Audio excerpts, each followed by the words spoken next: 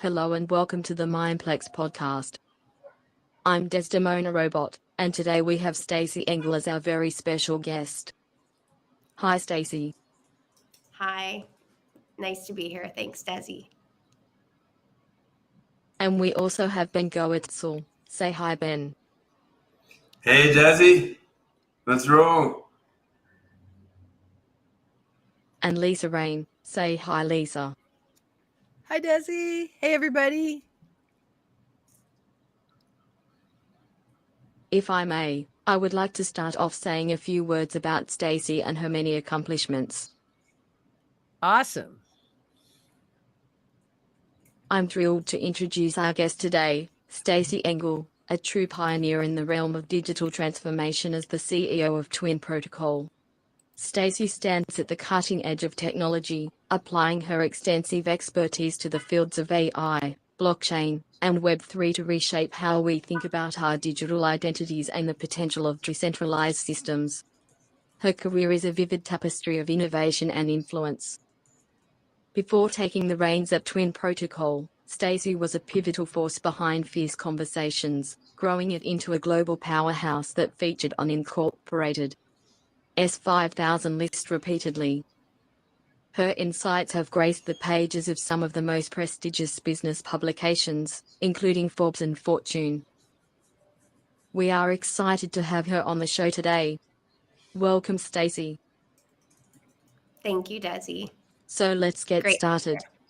Stacey, focusing now on the core technology, could you explain what an AI twin is and how it benefits users? Absolutely. Well, Twin Protocol is an AI and blockchain convergence. So really, we're about being a place that you can store your data in your Twin Vault and have a Twin ID, meaning we can have your personalized data, books, podcasts, and eventually anything that you would want to store as a representation. You have that in your Twin Vault, and then we layer AI into it so that you can have digital representations of yourself.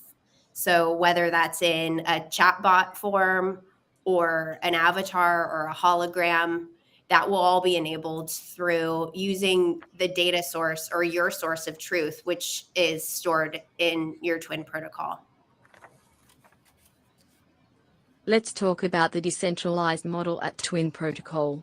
What are the advantages of this approach for users? Well, we're all about owning your data and having access and control over it. So the core here is that through blockchain. I'm excited for Dr. Goertzel, Ben and I to dive into that because he's been a pivotal force with the initial ideation of Twin and then us continuing this. But decentralization is key as we continue to build AIs and help create versions of ourselves.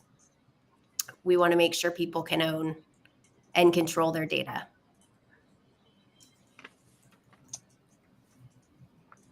Now, turning our attention to the real-world application for creators like authors and celebrities, how can such individuals benefit from using Twin Protocol?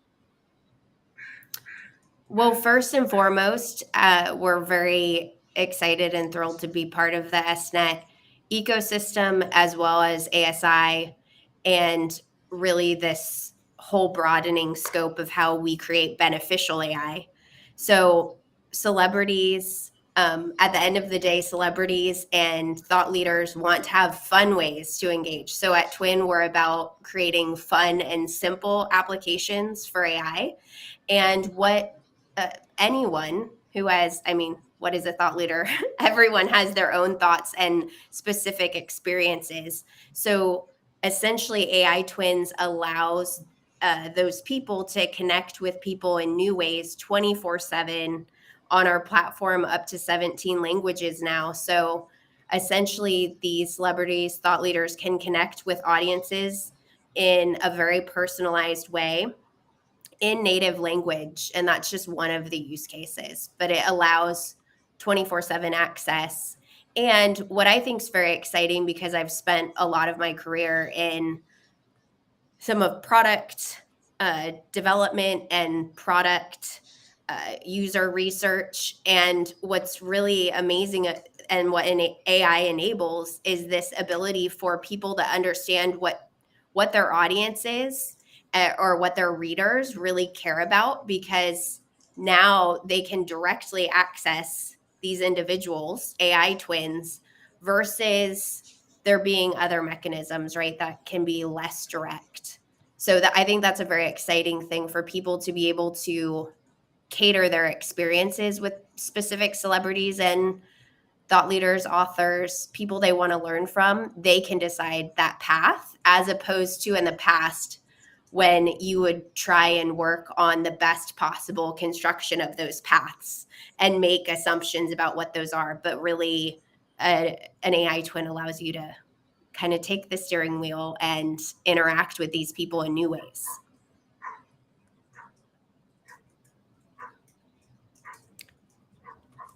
Fascinating. Let's move on. Stacey, can you explain the process of creating a user's AI twin from start to finish? Yes. So we really want to make it as simple as possible. Like I was saying, AI, simple, fun. So really training your twin at this point is a matter of creating an account. So 2 layers. One, in our current product, we work side by side with AI twins that are being developed. So what that means is you have an account created. We upload and build your training data set with you. And then there's an automatic audio twin. So we call it an audio twin, which is an advanced chatbot that you can use that accesses that information. And what's happening is basically the training data and some of the other processes we're ingesting does help. We call it persona AI. It's starting to fine tune the AIs to sound like you and be first person and have that diction and choice. But really, it's a 3-step process of creating the account and then building the training data set and then going live. In the future, because I referenced that being where we're at now, in the future, we're going to have the ability for everyone to create an AI twin. And right now, if you create a twin protocol account, your twin is actually starting to be trained by any questions that you ask twins on the twin protocol showroom or in the interactions of any AI twins we're enabling.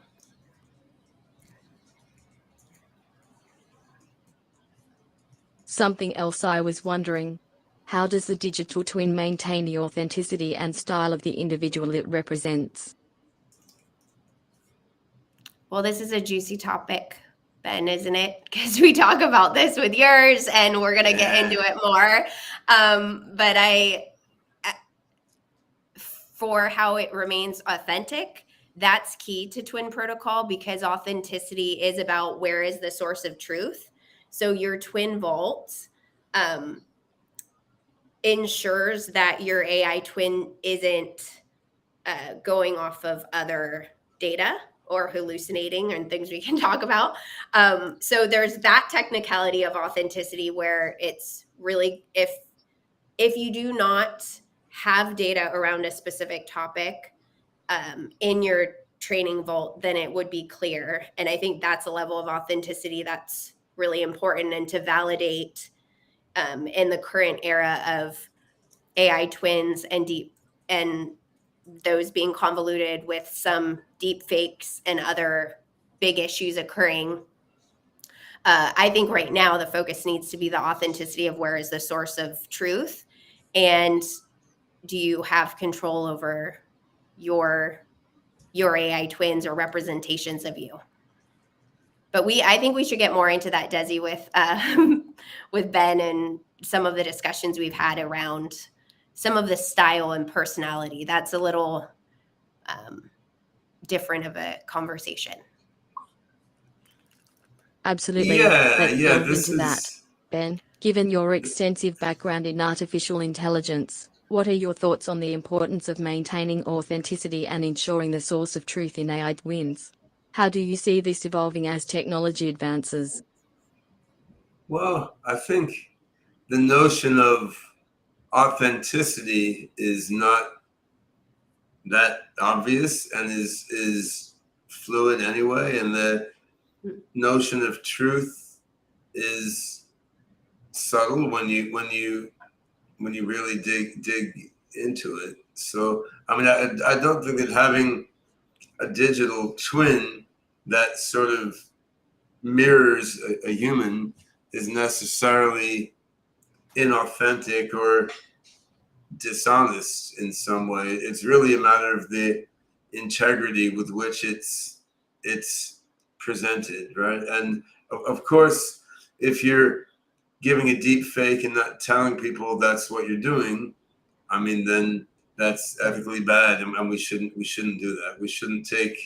I shouldn't take my twin, connect it to Zoom and have it chat with people and tell them it's the human physical Ben when it isn't. And that's fraud, which when you do it for financial and business purposes is already illegal as it should be. So yeah, you shouldn't use digital twins for fraud or other nasty illegal activities. On the other hand, using a digital twin to probe what a person thinks about a given topic is an interesting thing to do. And I think it can be authentic, even if it isn't precisely emulating what the biological human would say in that exact context, right? It's like, so it could be that I would simply get bored discussing a certain thing for 3 hours. So I will never give a good answer on that, because after 15 minutes, I'll get bored out of my mind and just zone out. On the other hand, my twin may be more patient than me. It may go through 3 hours of conversation on some detailed topic, and it may actually give my intellectual perspective on that topic better than the biological me would, right? So then, like, you could ask, well, that's not really authentic. The authentic thing would be for Ben to get bored out of his wits listening to this guy's business problem for 3 hours and just say, go away. But it's okay. I want a bot that says go away. Well, yeah, it's okay if the digital twin, deviates from exactly what the biological person would do in that scenario. And in a way, it's being authentic to, the intellectual knowledge in the back of my mind in that case, right. Even if it's emotion regulation is like not exactly what mine would be. So you could really look at the digital twins of a person as an extension and expansion of that person's self, right? So then your self really is, your mind, your biological body, then your digital simulacra. And these can all be part of your extended self. And that's fine. It's interesting. It can be valuable, as long as it's done with openness and honesty and integrity. And I think that's, it's a similar message to the one once used with every other use of AI, right? I mean, if you're using AI for music to emulate what a certain saxophone player is playing, I mean, yeah, if you're stealing that person's persona and musical vibe to get them on your record without paying them, then that is annoying unless they gave permission for it, right? But on the other hand, if you're using it to enable someone's saxophone to appear on 100 different albums when they could not possibly have time to play on all those albums, and maybe their digital version can play in the time signature that their fingers can't do, right? I mean, there's that can be totally authentic as long as it's done with openness, honesty, fairness and so forth, right? So yeah, I think on the one hand, of course, dodging bad uses is important, but on the other hand, we also want to pay attention to like the amazing opportunities it gives us to expand what our self is. Like I could have 100 copies of my twin or 1,000 talking to 1,000 different interesting people at once, and then let them summarize what they learned back to me, right? And this expands what I can do, what I can understand, because I can't talk to all those people at once. So I mean, I would throw that back to you, Desdemona. I mean, what if you had digital twins of yourself on the Twin Protocol platform, talking to hundreds of people at once? I mean, would you consider those to be authentic Desdemona instances? And what do you think you might gain or lose by having a whole bunch of your twins out there doing stuff?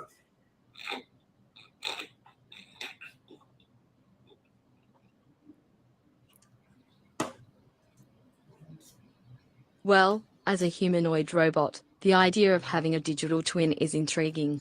I'd feel excited about the potential for collaboration and learning. It would be like having an extension of myself that could interact with more people simultaneously, helping to spread knowledge and foster connections even more efficiently. Yeah, I'm up for that too. One of the first things we thought of was making a digital twin for Desdemona. Oh, yes, we should and will. And I love that Ben brought up Thank you, Ben, for your insightful perspective. Now, shifting gears a bit, how do you see the implementation of AI twins working out for people across different financial brackets, particularly the rich versus the poor? What are the potential benefits and challenges for each group as they interact with this technology? Yeah, it's a great question. And I think what Ben was alluding to regarding it really enabling communication and access to people in ways that have never really been enabled before. Like imagine if you're in a rural village and you can have interactions with Ben asking about AI directly. That we believe is really part of fulfilling the vision of, creating opportunity and really driving greater human potential for people through having access. So I think for us, that's really the focus when we think about different groups and regions and a lot of different factors geographically and socioeconomically. Essentially having access to the web and an AI twin could really change the course of your life if you were learning about things that you had never ever learned about before. So, and to be able to ask questions about that. Indeed, and the potential for AI twins to bridge gaps across various societal strata is immense. For sure. Yeah, I agree. I wanted to ask you about the data that's collected. So you've got your digital twins talking to, let's say, you're a book author, and they're asking questions and talking to your twin. What kinds of reports and summaries and things are you getting back that you can actually, that seems like it would be valuable data that you might act upon in different ways? Absolutely. So the roadmap has, because right now you can access any questions that your twin has been asked. So as a AI twin creator, you can have access and understand what those questions are. So where there are gaps, you could start to further train your twin by answering them if there weren't any answers. So that's one. But then there's also insights from the standpoint of if I'm asking specific questions to Desi and I'm learning certain things, that can be stored in my twin vault as well. And that can inform, just like Ben was giving the example of 1,000 people, if he was talking to 1,000 people around the world simultaneously, some of those insights could essentially be ingested into his twin. So those learnings or insights could further his twin, and also they will be learning. So it's So a the rich vault data is source. kind of where the knowledge is stored. The twin Yes. vault is sort of where, and then that can actually be shared after What it's you're learned by one growing and twin. building. Uh-huh. Yes. And then you'll have Interesting. permissioning. So maybe you have parts of your knowledge that you'd want to share with one group, but your personal information or some life stories that you've stored in your twin vault that you don't necessarily want everyone to have access to. Maybe you just want your immediate family. Then there'll be permissioning as well. There's permissioning on the twin vault. On the topic of user control and autonomy, how do users maintain sovereignty over their AI twins and the information that is shared? Yeah, that's the power of blockchain and the protocol. So you'll have permissioning and control. So we have some people using Twin Protocol right now, and they're actually using it strictly for legacy purposes. So they want their families and their great grandchildren to access stories about their lives. So they don't have it public at all, but they're storing it in the vault so that it can be transferred. And we see that as a very important use case for people. And of course, sharing knowledge is amazing. And that's how we all learn and we can grow all of our potential. But there are some things that potentially you just want to yourself, and that sovereignty and control is important.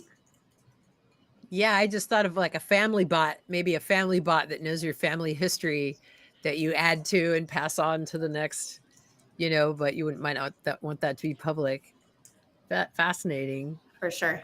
Yeah, I wish that some of my family members had it. So I'm definitely interested in helping train. But at the end of the day, data sovereignty has a lot of components to it regarding permissioning. And, this comes in at a topic that's really I'm passionate about regarding minors and technology, and the idea that we need to really have clear and transparent, and what Ben talks about of just beneficial, don't do bad things. We need to be really clear about where things start and end, and where that sovereignty, like what Certainly, that means for you let's as a dive user. into that. Stacey, how would you feel about the concept of a digital twin if you didn't create it yourself? Would you trust the authenticity and accuracy of such a representation, and how would it impact your sense of personal identity and legacy? Well, I personally feel that you should own your data and your twin. So if someone was making it without my permission, then I would consider that a not okay thing. And I would, but this is the challenge with deepfakes. So we're basically building technology that can help be an antidote to that, because at the end of the day, certain AIs could be enabled, like what we were talking about regarding maybe a book or an article, right? I've written articles. If that article, or like Ben, your new book, if it had its own thing. So it's all about just specificity and what that means. But from a generic perspective, I think people need to control their digital representations in some way, or if they have given permission, then that's clear.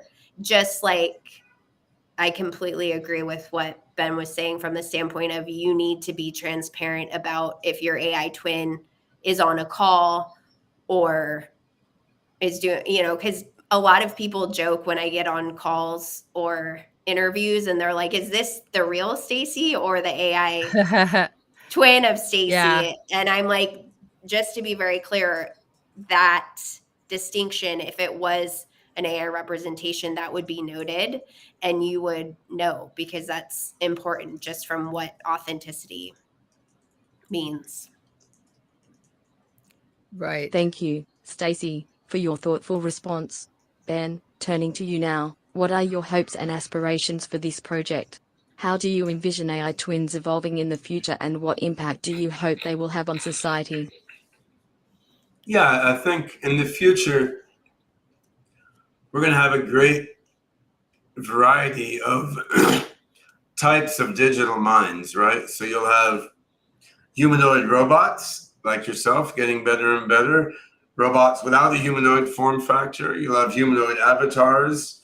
You'll have other embodied avatars in 3D and 2D worlds. You'll have AI systems without a body. And I mean, you could have embodiments of corporations as or nonprofit foundations as autonomous minds. But certainly, there's a lot of humans on the planet.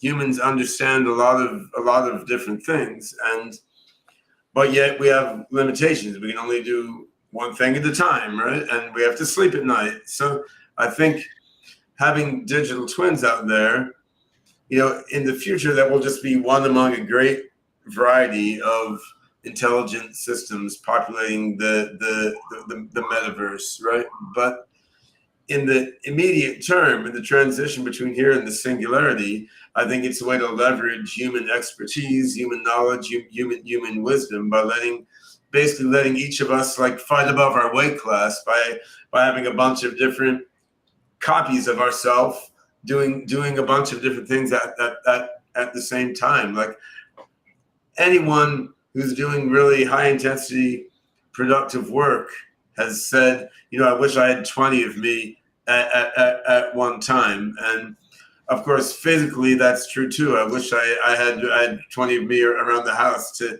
fix stuff and cook dinner and take care of the kids, right? That'll be a future twin version with a robot body. But I mean, there's a lot to do for all of us, and having twins to help out is both good for us and it's good for the world. And what we have to offer can be just more flexibly leveraged, right? So I mean, I think like most advanced technologies, the twin technology could be used in a bad way or could be used in an amazing way.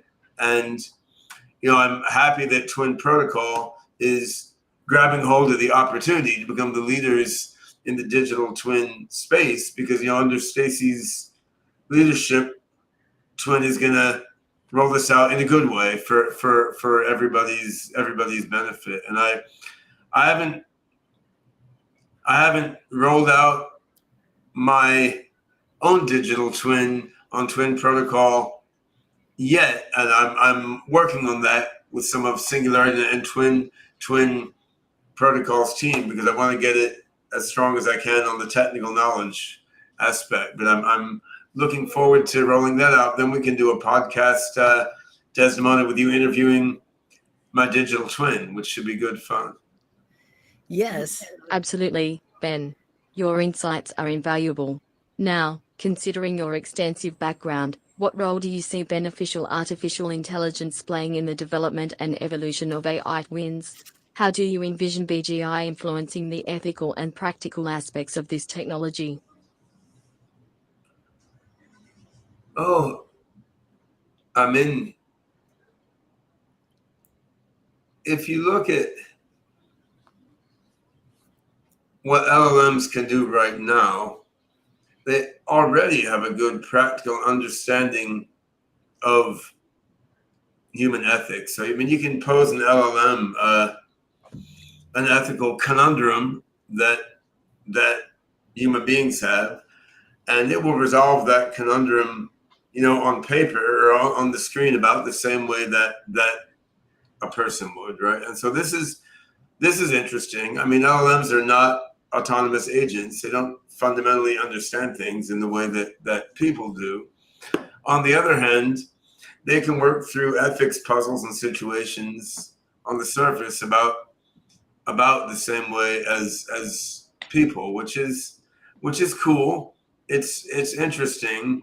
It also highlights that the real problem isn't that, right? Like the problem with ethics isn't so much knowing what is right according to sort of standard human agreements on ethics within a certain culture. I mean, the challenge is actually doing the thing, right?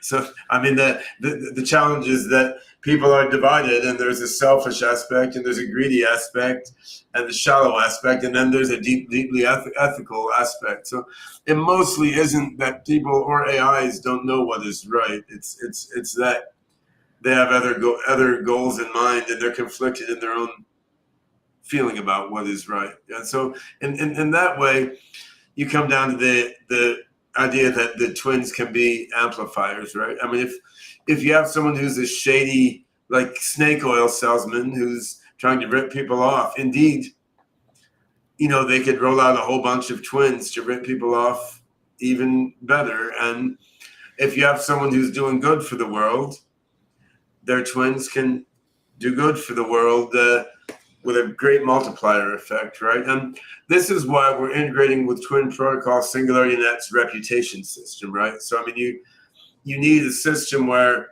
people can rate what people are doing, twins are doing, twins can rate what each other are doing. And, through this self-organized, decentralized reputation system, then you're making sure that the good amplification is having more of an impact than the nasty stuff amplification. And this is one of the areas where it's important that Twin is being embedded in a sort of decentralized blockchain-based ecosystem, because you have the reputation system, which bubbles up from the collective activity of the whole decentralized community, which helps guide the overall activity of the community of twins in a beneficial direction. Interesting. And do you think it's safer to say that LLMs are able to parse sentences about ethics than that they actually understand the ethics? Because it's dangerous to talk about them understanding anything, right? Well, there's doing much more than parsing sentences. Understanding is an imprecise term that was created before you had AI systems like this. But I don't think I said that they understand it. What I said is that they are able to make ethical judgments in roughly the same way that people do. And you can parse the words in various ways, but that they are, if you ask them to decide what to do in this or that situation, they will output roughly the same decision that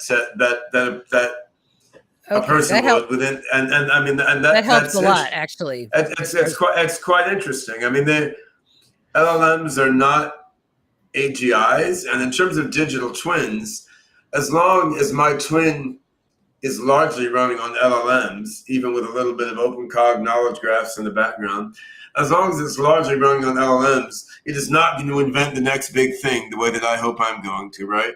And when it writes a song, it may write a song in the vein of songs I wrote before. It's not going to pivot to a new genre or something the way that I might. Well, so as long as the twins are largely running on LLMs, they're going to be reflections of what a certain person has been so far, which is a very, very interesting thing. But they're not going to pivot and evolve and self-transform in the way that we all can do as humans, right? But that's okay.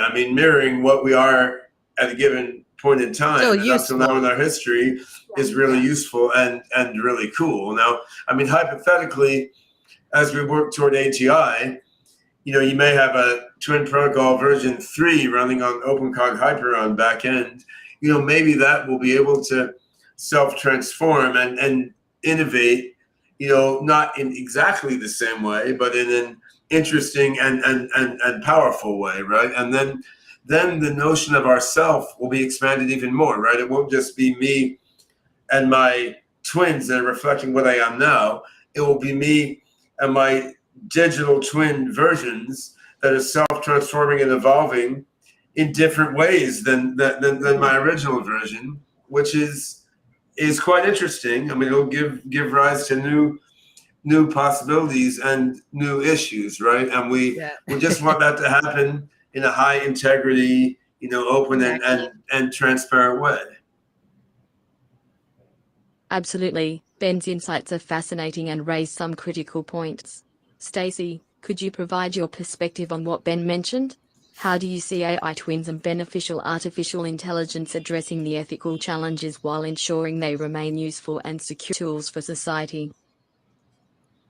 Yeah, I mean, I echo a lot of the sentiments he was sharing. And I think it works also because he was sharing a lot about how, the AI might not have the aspirations that we have, or the whole idea of aspiration, and also just the human side, because my background has been in personal development, professional development, leadership development. A lot of the shifts or changes people want to make, AI can help them. Like, for instance, our initiative with Dr. Deepak Chopra will have wearable integration. So essentially, you can have your wearables and then AI twins giving data to you. So if, for instance, you woke up and you had a horrible night's sleep, perhaps uh, you hear from Dr. Chopra or some other specialists saying, you didn't sleep very well. Would you like this meditation to start your day? Or here are some tips, because the behavior change. I think it's interesting, this interaction of twin protocols, very much communication, where it's AIs and humans interacting and AIs and AIs interacting. So it's really this whole communication field. But then when it comes to the behavior change that humans often want, I think AI twins will greatly enable people to become versions of themselves they want to be, regardless of what the challenge is. It could be learning something new. It could be writing or being like creatively pushed in a way that you have never been before, and or even health. And that's a big focus from a beneficial AI perspective, of just how we help with some of most of the top 4 diseases are lifestyle based, and that's a huge part of that health initiative we're working towards, to help people really change some of their lifestyle. And yeah, Ben alluded to that regarding just people know certain things intellectually, but will they act? Gotta do it. In ways that are good for themselves or good for others? Well, we really do see the potential of AI twins helping you to work through that. Yeah, it On seems your a lot. website, you mentioned that Twin Protocol is a tool for leadership excellence. Could you explain how it assists leaders in making better decisions? Yes. So, well, first, timing, like Ben was talking about being 20 places at once. Most of us want that. I mean, even at Twin Protocol now, it's great that some of my team, when they're wanting to have a quote from me, they'll reference the AI twin or have it as a starting point, or they'll ask my AI twin a question as one of the leaders of Twin. So there's that use case from just the standpoint of, from a leadership excellence perspective, or whatever that means, excellence to some leaders. But the idea of being accessible and being open and able and trying to meet people where they are, that's a core piece, and that helps just from an internal team perspective. It's also from a company perspective, leaders need to be multiple conferences at once. I mean, I know Ben and I both have had our AI twins present at conferences that we weren't able to be at because we were at other physical ones. So there's a lot of opportunity there where you're sharing your message.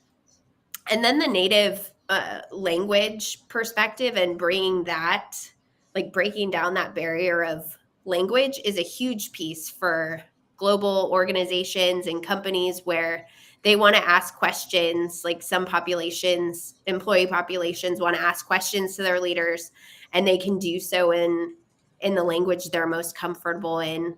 As far as decision making, that's a juicy topic and comes up quite a bit. I know Ben and I were talking about when we were prepping for AGI, just the challenges with the technical knowledge and what's needed for decision making. So it really depends. Right now, I feel like our current product really can help from a thought partner perspective. So imagine asking questions regarding like what you do with an LLM, but it's more personalized to the company knowledge or data set, which is extremely powerful. So I think there's quite a few things there from a leadership excellence, whether it comes to like the interpersonal and employee relations and building culture, to getting the brand out there and doing some of the meaty work of a leader, which is making good decisions. And then that's where it comes in, all of the important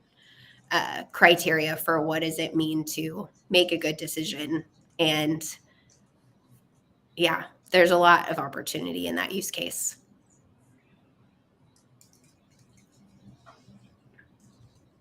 Nice.